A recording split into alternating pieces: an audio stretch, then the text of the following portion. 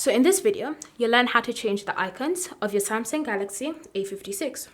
So if you want to change the icons to add a bit of vibrancy to your screen without changing the full theme of your phone, then this is what you need to do.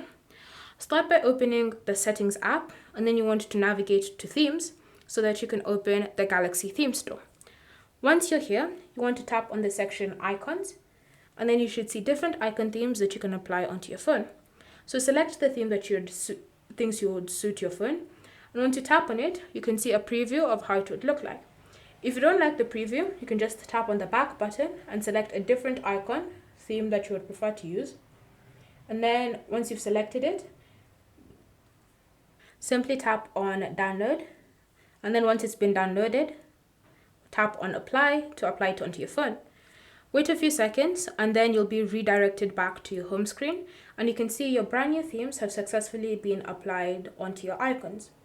So here you are, the new icon theme on my A56. If you have any questions or comments about switching the icon theme of your A56, leave them down below and we'll get back to you.